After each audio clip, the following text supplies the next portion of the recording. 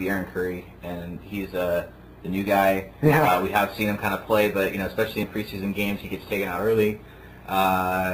Looked like a badass. Yes, and he is. He is definitely a badass. He was talking about. I saw a quote that I just saw today. I hadn't seen, and he said, Lawrence Taylor when he was a rookie, and Dick Butkus when he was a rookie. They didn't polish anybody's shoes in their first game. They didn't say, "Oh, please, sir, can I hit you nice?" No, they came out and they knocked somebody in the mouth, and then they said, "This is how I'm going to play my whole career. Get used to it." And they did. They carried forward. He had a game, I think, unlike any Hawk defensive player has had in a long time. I can't remember a player, maybe a Chad Brown, maybe Lofa's had a game like this here and there, but where he goes out and you just see how he's playing with this streak of nastiness. Ray Lewis plays that way all the time. I mean, he's breaking guys' shoulders. He's knocking people around, and it's brutal and it's mean. But those type of guys help to make your defense effective. You can call it an enforcer, you can call it whatever, but it's like having an enforcer who's also your superstar. And that's what we may have here in this defensive player is a guy who's not only great with just his tools, and he's already a finished product in a lot of the things he does. But aside from that, the guy is he's just mean. He's just a mean guy. Mean. He is. And I heard Brock Heward on his radio station. He's a bad man. Yeah, he commented about the fact that the guy's going to be a marked man going forward now. He was out there hitting people right up until the whistle, and sometimes maybe just a hair after. Just a hair. It's football, But that kind of stuff's going to be seen on film, and other guys are going to watch it and go, we're gonna have to deal with this rookie a little bit. So it's going to be interesting to see if that physical style upholds over a 16-game season. But he is certainly able to do it over 60 minutes. I mean, the he wasn't impressed. He's a high drafted linebacker, and he wasn't. It was all these other people, and a lot of people. Everybody was talking about how good he was, how healthy he was, how he had the best combine out of all of them.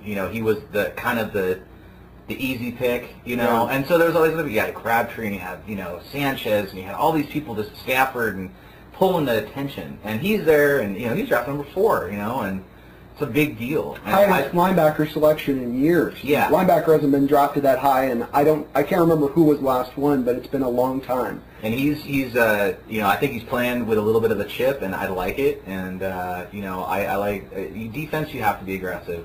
I'm going to come in easy. Just you don't do that, even if they are pros and stuff. You need to take it to them every play. Well, the Hawk defense under Holmgren carried the moniker within the NFL that we were a finesse team, that we were a soft team. This guy is the type of guy. Loaf is the type of guy. Leroy's this type of guy. Deion Grant's the type of guy. These are the guys that come in and they say, that type of guy. Yeah, exactly. Nick Reed's that type of guy too. They come in and they change your personality defensively because they make you they make you mean, they make you nasty. When you're hitting a fellow human being at as fast as speed as you can go, you don't go hit him and say, "Hey buddy, how you doing? Everything okay?" It's just not that type of sport. This isn't, let me shake your hand. Yeah. This is I'm gonna hit you. And it's making big plays. It's like when you're playing baseball and you catch the ball and you throw that ball into the first base. You're trucking with everything you got. You do everything you need to do.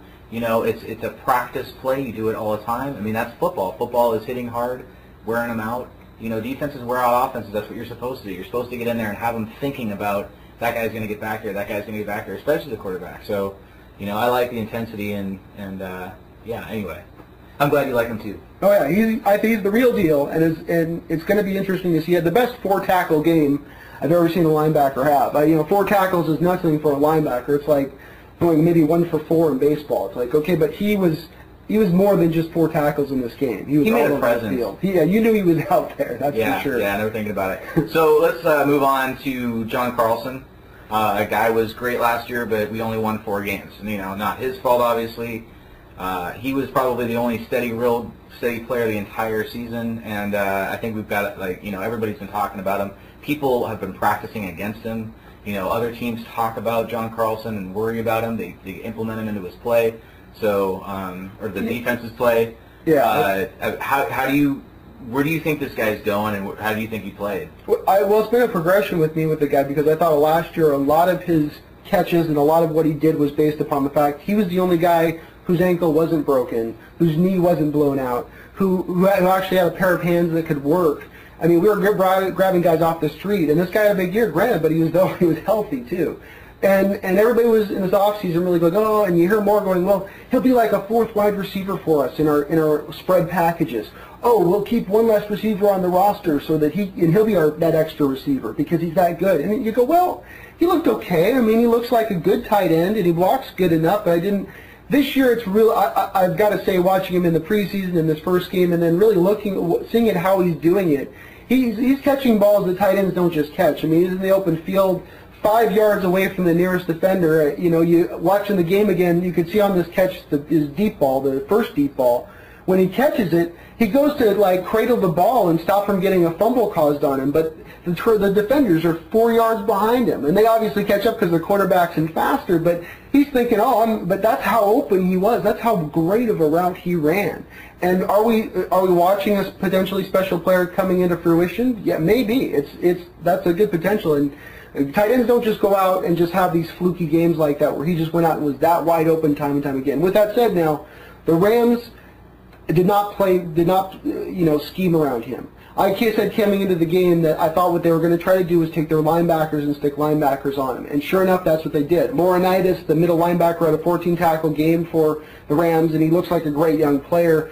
He's supposed to be a great cover guy in space, but Carlson sort of made him eat his lunch. And they had another... Well, maybe that was the plan, though. I mean, did they not maybe... I mean, they planned on it. They thought Laurinaitis would be able to do that, and then he just didn't execute. Well, I mean, it shows you that the Rams don't yet value Carlson in that way that we may value him. And now, is it a bad scouting by the Rams? Possibly. They're a bad team for a reason. You know, they're a bad team because they don't play around. You know, they don't try to scheme around great players and do these type of things in seasons past. But...